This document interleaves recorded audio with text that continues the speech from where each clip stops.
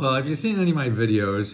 You know that I keep telling you that the government gives out like $22,000 every year to people in grants. And that's true, and it grows every year. And that's why I'm spending the rest of my life trying to educate people about these programs to apply to, because the government doesn't do a pretty good job of that. They do a good job of passing the laws, but not getting it to people. So that's what I feel my job is. I got something to do for the rest of my life. But here's something else that you don't know, that they pay bills for you, that you don't realize that. So instead of getting cash, they'll just wipe out your bills. That's wonderful. Now look at the hospital bills that are going on that people don't realize. Now this is a story out in Connecticut now. Now Connecticut feels they have $100 million of people who have debt in local hospitals that shouldn't have it. They all have these government programs that they're not supposed to charge people who can't afford their hospital care. And you know that's a lot of people. So that's $100 million just in that one state alone. And there's really two programs at hospitals that you want to check into. And they're supposed to tell you, but of course they don't. And it's the law, they have to. Particularly nonprofit hospitals, and even for-profit are doing it too. There's two things you want to ask for. Is one, charity care. That's what they call it. And this is for people with incomes up to 200% of poverty level. So that means a family making about $60,000, $70,000. That means they wipe out your bill at the hospital. So that's charity care. The other one is called discounted care. And that's for people with 400% of poverty level. 400% is like $120,000 or $30,000, and that's sort of like average. So it could be more, it could be a little less, depending on where you live. But $130,000, you get a discount at the hospital. Did you know that? I didn't even know that. I knew about charity care, but most hospitals have this also. But having 100 million people of debt, and that debt weighs on people, and then it screws up their credit repair and all that kind of stuff, and that's terrible. It's hurting people that don't have to be hurt, and it's the people with the less income to find out what the hell they have to do to get rid of it. So this is what you have to do.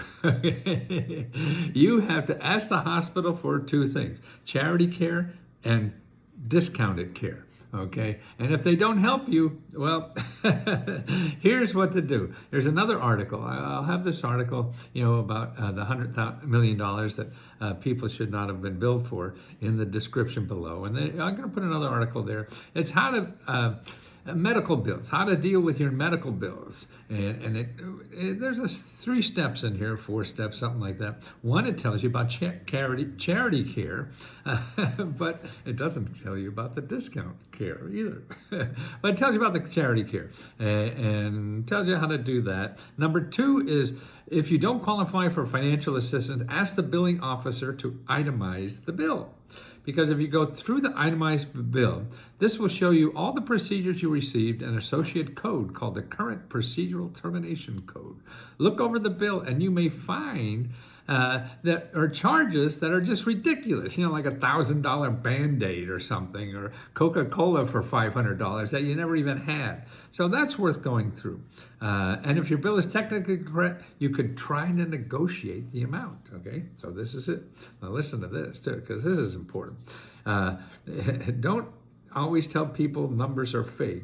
They don't matter. It can always be lower. See, numbers are fake. They don't matter, and you can get it lower. Now, what most hospitals do, if you call up and say, hey, I will pay a percentage of that. Give me a big discount and I'll pay it right away.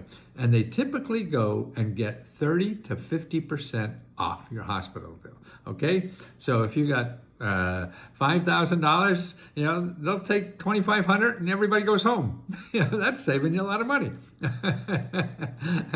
And then they have payment plans. But there's other ways too to do that. One is to go to this nonprofit organization called panfoundation.org, because a lot of these things are hospital bills and bills you get in Medicare are because of co-payments. You're going to have to pay co-payments, deductibles, and stuff like that. And there's a whole bunch of nonprofit organizations that have grants to help you pay those co-payments or deductibles. So you go to this website, panfoundation.org, and get help with those co-payments and stuff like that. And also they have patient advocates. These are the people that talk no matter what it is, because there are people who deal with organizations and problems like this every day. So you want to talk to somebody who's been through it's not their first rodeo like you. You don't know what the hell to do. You're just guessing. No, these people do help thousands of people every day. So you want them to help you at least learn from them, okay? So that's one thing to do. The next thing you want to do is go to something called needymeds.org, NEEDYMEDS.org, another nonprofit organization. That's a .org, just like the last one. .orgs and .govs are the people that are going to give you money. The other .coms are going to get your money.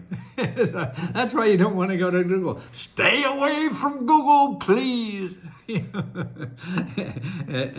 Okay, you go here, and everything from discount on drugs, free and low-cost clinics, whether it's medical, dental, mental health clinics, or substance abuse clinics, all free ones are there. See, so find out. Then plus there's search for savings by diagnosis. There's other nonprofit organizations that give grants based on what kind of illness you have. So if you have cancer, and there's all kinds of cancer you may have, cancer, let's say